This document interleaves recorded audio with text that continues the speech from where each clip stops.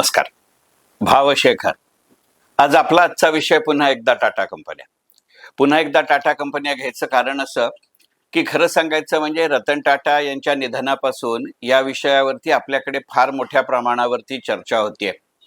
इतका मोठा नवरात्रीचा, निवडणुकांचा वगैरे सुद्धा काळ असूनही वेगवेगळ्या ठिकाणी रतन टाटांना वेगवेगळ्या सामाजिक संस्थांच्या माध्यमातून श्रद्धांजली व्हायचे कार्यक्रम होत आहेत. एखाद्या उद्योगपतीच्या नशिबी असं स्वयंस्फूर्तीनं त्याच्यासाठीच्या श्रद्धांजली सभा व्हायचं भाग्य आपल्या देशात तरी फार क्वचित येतं.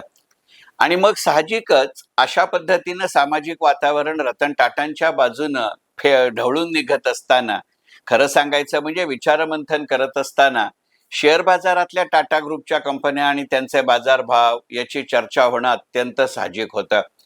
मी श्रद्धांजली रतन टाटा या आपल्या भावशेखरच्याच आधीच्या भागामध्ये म्हटलं तसं, ज्या दिवशी रात्री, खरं म्हणजे ज्या रात्री असं म्हटलं पाहिजे, ज्या रात्री रतन टाटांच्या निधनाची अधिकृतपणानं बातमी आली, त्याच दिवशी मी माझ्या स्टेटसमध्ये असं म्हटलं होतं की रतन टाटांना श्रद्धांजली म्हणून निदान टाटा कंपनींचा मला शक्य आहे तितक्या प्रत्येक कंपनीचा एक एक शेअर घेईन आणि माझ्या या आयुष्यात तरी मी तो विकणार नाही. आणि त्याप्रमाणे खरोखरच मी मला शक्य असलेल्या 15 कंपन्यांचा प्रत्येकी, म्हणजे टाटा समूहातल्या 15 कंपन्यांचा प्रत्येकी एक शेअर घेतलाय आणि तो मी होता होई तो विकणार नाहीये हे अत्यंत उघड आहे. काही अपरिहार्य कारणांमुळे ते करावं लागलं तर गोष्ट वेगळी. एका ठिकाणच्या सार्वजनिक कार्यक्रमामध्ये खरं सांगायचं म्हणजे अनेक ठिकाणी असं म्हटलं गेलं की टाटा कंपन्यांचे शेअर्स घेण्यापेक्षा सुद्धा, कारण टाटा कंपन्यांचा शेअर आज आपण नोंदणीकृत किंवा लिस्टेड असलेल्या कंपनीचा विकत घेतला तर तो शेअर बाजारात शेअर विकणाऱ्या माणसाला पैसे मिळतील, त्यातनं टाटा समूहाला काय मिळेल? तांत्रिकदृष्ट्या ही बाजू जरी बरोबर असली तरी सुद्धा एकंदरीतच शेअर बाजार नको अशी वृत्ती असणाऱ्या माणसांकडनं याचं समर्थन केलं जातं, ही गोष्ट खरी. आणि मग त्याला पर्याय म्हणून टाटा समूहाच्या कंपन्यांचे काही प्रॉडक्ट तरी आपण आज या आठवडाभरामध्ये, 15 दिवसामध्ये, महिनाभरामध्ये विकत घेऊ असं अनेकांनी ठरवलं. मोकळेपणाने सांगतो, आता सकाळपासून संध्याकाळपर्यंत आपल्याला लागणाऱ्या प्रत्येक क्षेत्रातल्या प्रत्येक गोष्टीचं उत्पादन यानं त्या प्रकारे टाटा समूहाशी संबंधित कंपनी करत असते. त्यामुळे या पणाची निश्चिती ही करणं हे अत्यंत सहज मनामध्ये येतं किंवा शक्य असलेली गोष्ट आहे. आणि मग माझ्यासारखा शेअर बाजाराशी निगडीत असलेला मनुष्य असं म्हणला की एकंदरीतच जर टाटा समूहाबद्दल नव्यानं निर्माण झालेली असं म्हणू, कारण ती रतन टाटांच्या निधनाच्या निमित्तानं झाली आहे, अशी जी सहानुभूती आहे त्याचं जर खरोखर परिणिती आणि परिणाम अशा पद्धतीनं ज्यांना शक्य आहे त्यांनी टाटा कंपनीची किमान एकतरी वस्तू विकत घ्यायची असं म्हटलं तर टाटा कंपन्या ज्या ज्या ठिकाणी कार्यरत आहेत त्या प्रत्येक कंपनीचा बिझनेस वाढेल हे अत्यंत उघड आहे. आणि मग या वाढीव बिझनेस मधून कशी मुळात आपल्याला पहिल्यापासून टाटा समूहाच्या कंपन्यांच्या वस्तू घ्यायची सवय आहे, त्यात आता हा एक वेगळा इम्पेटस मिळाला, ही एक वेगळी चालना मिळाली, तर साहजिकच या वर्षीचा टाटा समूहाच्या कंपन्यांची कामगिरी आणखीन चांगली असू शकेल का? आणि शेवटी आपल्या बाजारामध्ये घोषणेनं गोष्ट घडते आणि घटनेनं स्थिरावते असं म्हटलं जातं.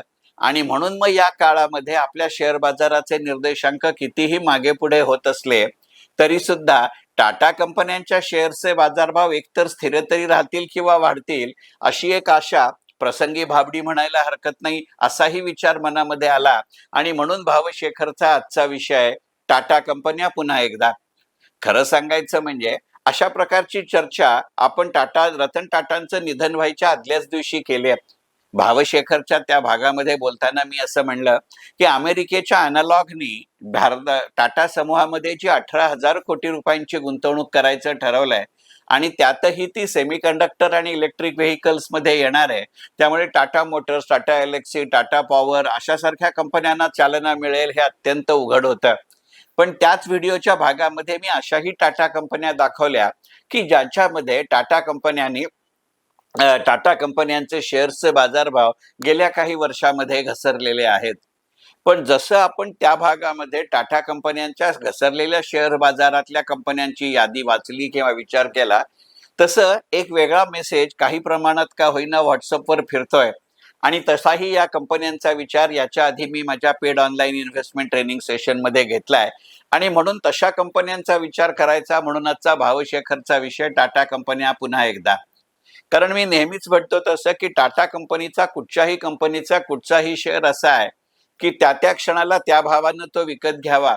पुढची 2 ते 3 वर्ष तरी तो विकायचा विचार केला नाही तर मधल्या काळामध्ये दरवर्षी एकदा डिव्हिडंड आणि 2-3 वर्षांनी तुम्हाला अत्यंत समाधानकारक असा परतावा किंवा कॅपिटल अप्रिसिएशन देणाऱ्या कंपन्या आहेत. मग सहज मनामध्ये आलं की गेल्या 5 वर्षामध्ये जास्तीत जास्त परतावा देणाऱ्या टाटा समूहातल्या कंपन्या कुठच्या. याचा बरोबर उलटा विचार टाटा समूहातल्या गेल्या 5 वर्षात घसरलेल्या कंपन्या कुठचा याचा विचार भावशेखरमध्ये आपण केलाय. आता उलटा विचार कोणत्या कंपन्यांनी भाव विचारला किंवा वाढला असा विचार करता येईल. एक गमतीची गोष्ट अशी लक्षात आली की घसरलेल्या किमतीतल्या 2 कंपन्यांचा विचार या आत्ता गेल्या 5 वर्षात वाढलेल्या किमतीमध्ये आहे. कारण किंमत घसरली म्हणताना फक्त 6 महिन्याचा काळ डोळ्यासमोर होता आणि किंमत वाढली म्हणताना 5 वर्षाचा काळ होता. कारण बाजाराची अर्थव्यवस्थेची काहीही स्थिती असो, टाटा समूहाच्या कंपन्यांची कामगिरी अशी असते की मी आत्ताच म्हटलं तसं वर्षाच्या कालखंडात मोजायचं झालं तर 2-3 वर्षानंतर कधीही तो विकला तरी आपलं नुकसान होणार नाही, उलटा फायदाच होईल असा भाव केला जातो. आणि मग सहज असं लक्षात आलं की अशा पद्धतीनं गेल्या 5 वर्षात प्रचंड मोठ्या प्रमाणावरती ज्यांच्या भावांमध्ये वाढ झाली अशा 9 कंपन्या आहेत. त्यातली सगळ्यात वाढलेली कंपनी ही TTML आहे. TTML म्हणजे Tata Teleservices Maharashtra Limited. 12 October 2019ला 3 रुपयापेक्षाही कमी दराने असे टाटा टेली सर्व्हिसेस महाराष्ट्र बाजाराच्या लोकप्रिय परिभाषेत म्हणजे TTMLच्या शेअर्सची उलाढाल होत होती. आणि बरोबर 5 वर्षांनी म्हणजे 12 ऑक्टोबर 2024ला या कंपनीचा भाव 81 रुपये होता. म्हणजे 3 रुपयाच्या खालनं 81 रुपयापर्यंत या शेअर्सने मदल गाठले. म्हणजे जर आकडेवारीत मोजायचं झालं तर 3046% अशी वाढ या TTMLच्या शेअरमध्ये झाली आहे. मुळातच TTML ही कंपनी ज्या क्षेत्रात कार्यरत आहे आणि त्या क्षेत्रातल्या सगळ्याच भारतीय कंपन्यांची सुप्रीम कोर्टात चालू असलेली केस आणि त्याबद्दलचे सरकारचे बदललेले नियम या सगळ्या कारणांमुळे त्या क्षेत्रातल्या सगळ्याच कंपन्यांचे बाजारभाव 2019 साली प्रचंड मोठ्या प्रमाणावरती खालती आले होते. आणि तो खटला इतका प्रदीर्घ काळ चालला की आता कंपनी आणि खटला यातलं नेमकं कोणाचा पेशन्स किंवा संयम बघतोय अशी परिस्थिती होती. आणि त्यामुळे त्या काळामध्ये TTML सकट त्या क्षेत्रातल्या सगळ्याच कंपन्यांचे बाजारभाव खाली येणं हे अत्यंत उघड होतं. जसजसं याबाबतचं चित्र गेल्या काही महिन्यांमध्ये स्पष्ट व्हायला लागलं तसतसं पुन्हा एकदा या कंपन्यांचे बाजारभाव वाढले. परंतु हे क्षेत्रच असं आहे की ते प्रचंड मोठ्या प्रमाणावरती तंत्रप्रधान आहे. मग या तंत्रप्रधान क्षेत्रामध्ये याच वर्षाच्या काळामध्ये ज्या पद्धतीनं नियम बदलले, तंत्र बदललं, क्षेत्र बदललं, युजर बदलला, ग्राहक बदलला, ग्राहकाची आवड बदलली, ग्राहकाला उपलब्ध असलेले पर्याय बदलले, या सगळ्या बदलांशी ज्याला पटकन जुळवून घेता आलं अशा कंपन्यांचे बाजारभाव जास्त वाढले. त्यामुळे गेल्या 5 वर्षात TTML म्हणजे Tata Teleservices Maharashtra Limited ही 3 रुपयाच्या खालनं 81 रुपयापर्यंत जिचा शेअर गेला या कंपनीनं ती यादी सगळ्यात वरच्या स्थानावरती त्या यादीत सगळ्यात वरचं स्थान पटकावलं. याच्यामध्ये आश्चर्याची गोष्ट नाही. परंतु 12 ऑक्टोबर 2024ला त्याचा भाव 81 जरी असला तरी हा व्हिडिओ रेकॉर्ड करताना म्हणजे 18 ऑक्टोबरला TTMLचा भाव 80 रुपये झालेला आहे. खरोखरच माझ्या मनामध्ये असा विचार केला की 3 रुपयाचा 81 रुपये झाला असा विचार करत असतानाच आज मितीला 80-81 रुपयांनी हा शेअर घेतला तर येणाऱ्या काळामध्ये तो किती वाढू शकतो याचाही विचार करावा लागेल. कारण ज्या क्षेत्रामध्ये TTML कार्यरत आहे ते TTML कार्यरत असलेलं क्षेत्र हे गेम ऑफ मार्जिन नाही, ते गेम ऑफ व्हॉल्यूम आहे. आणि अशा गेम ऑफ व्हॉल्यूम मध्ये 3चे 81 होणं याची गोष्ट वेगळी असते. त्याला 5 वर्ष लागली. मग आता 81चे पुढचे 3000% जरी नाही तरी निदान समाधानकारक उत्पन्न द्यायला किती वेळ लागेल याचा विचार करावा लागेल. हा मुद्दा पहिल्याच कंपनीचं नाव घेताना अशासाठी म्हटलं की खरं सांगायचं म्हणजे आजच्या व्हिडिओमध्ये ज्या 9 कंपन्यांचा आपण असा विचार करणार आहोत त्या सगळ्याच कंपन्यांच्या बाबतीत हा विचार केला पाहिजे. या व्हिडिओमध्ये या 9 कंपन्यांचा समावेश अशासाठी आहे की गेल्या 5 वर्षामध्ये टाटा समूहातल्या कंपन्यांचे ज्यांचे सगळ्यात जास्त बाजारभाव वाढले अशा या कंपन्या आहेत. मग पहिली आहे Tata teleservices limited, Maharashtra limited म्हणजेच TTML. दुसरी आहे ट्रेंट. तिचा 2019ला 12 ऑक्टोबरला भाव 518 रुपये होता. 12 ऑक्टोबर 2024ला तो 8,230 आहे आणि 18 ऑक्टोबरला हा व्हिडिओ रेकॉर्ड करत असताना 7,747 आहे.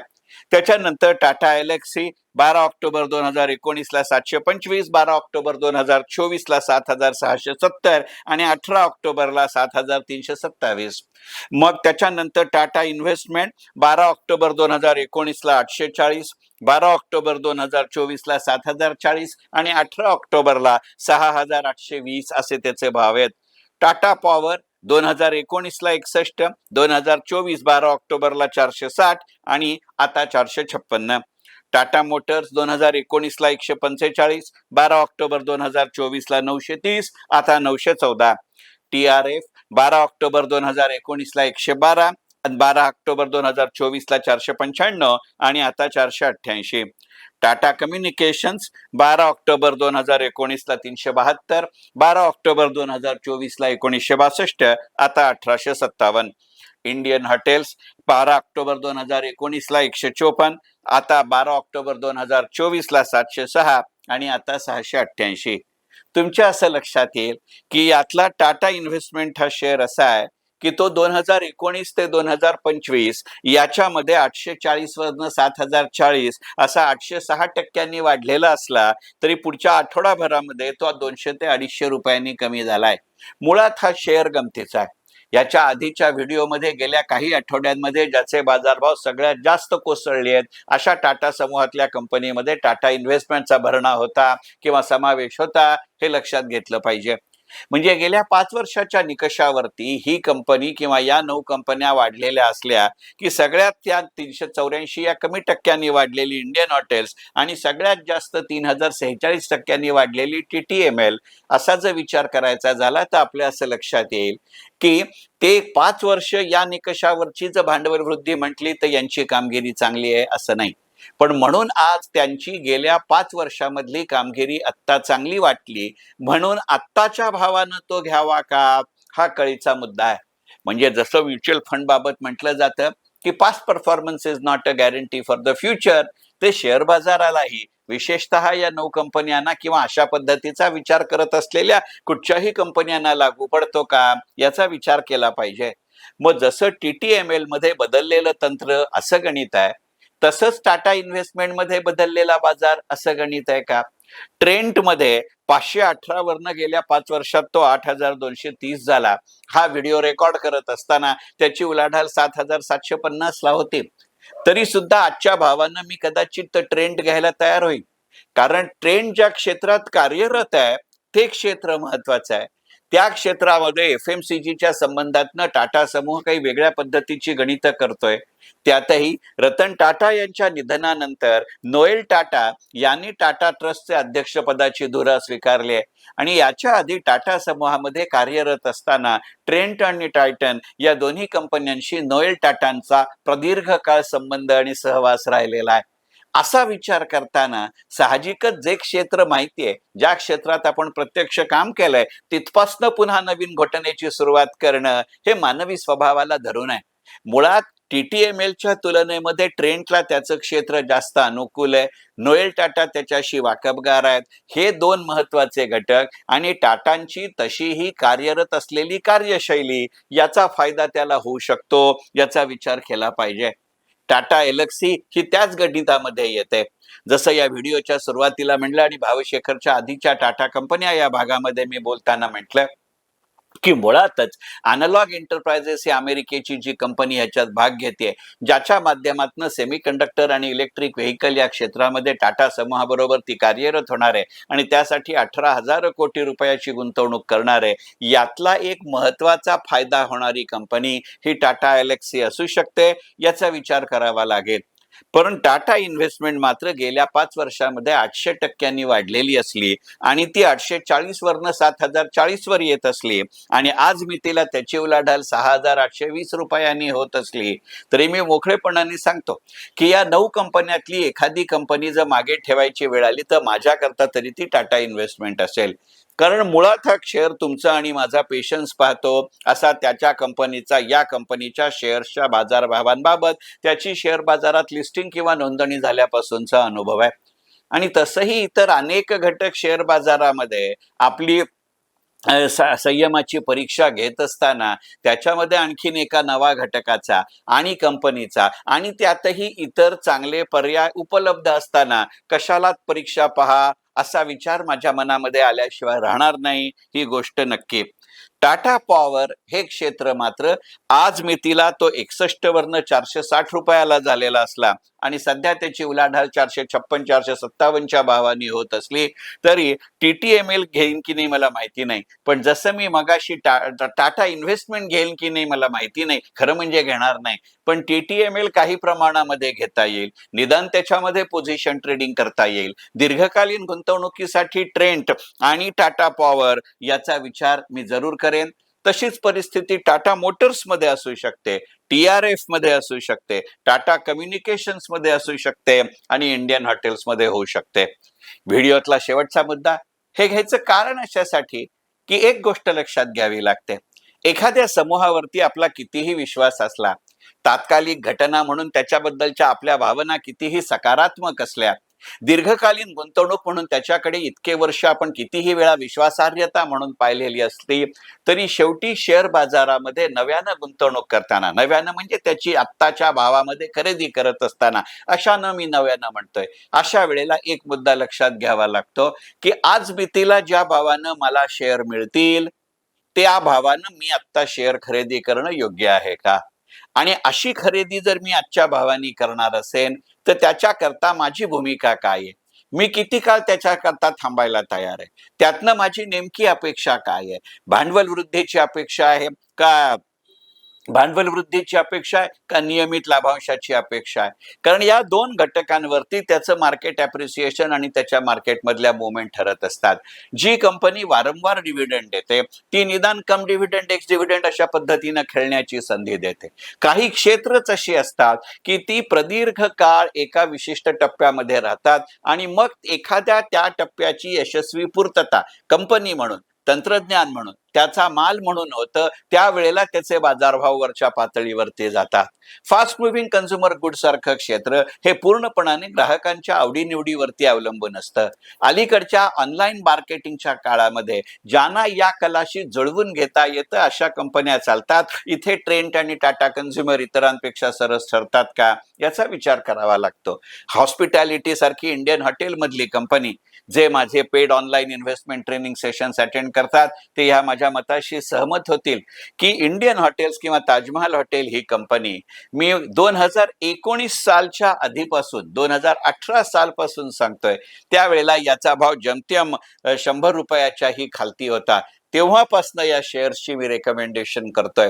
याच्यामुळे या शेअर्समध्ये दीर्घकालीन गुंतवणूक आणि पोझिशन ट्रेडिंग करून माझ्या paid online investment training session मध्ये आलेल्यांचा प्रचंड मोठ्या प्रमाणावरती फायदा झालाय. कारण या सगळ्याच कंपन्यांच्या बाबतीत एक मूलभूत घटक लक्षात ठेवला पाहिजे की आपल्याला अपेक्षा असलेली किंवा आधीच्या 5 वर्षात झालेल्या बाजारभावांइतकी वाढ दरवेळेला मिळतेच अशातला भाग नाही, पण ती मिळेस्तोवर जर आपली थांबायची तयारी असेल तर दरम्यानच्या काळामध्ये फंडामेंटली अत्यंत मजबूत अशा या कंपन्या आहेत याच्याबद्दल मात्र कुठेही शंका घेता येणार नाही. त्यामुळे तुमच्या माझ्यासारखा मध्यमवर्गीय छोटा गुंतवणूकदार आत्ताच्या बाजारामध्ये ज्याच्यामध्ये निर्देशांकाबद्दल अनिश्चितता आहे त्याने या घटकांचा जरूर विचार केला पाहिजे. आणि म्हणून आजचा भावशेखरचा विषय टाटा कंपन्या. पुन्हा एकदा मनपूर्वक धन्यवाद.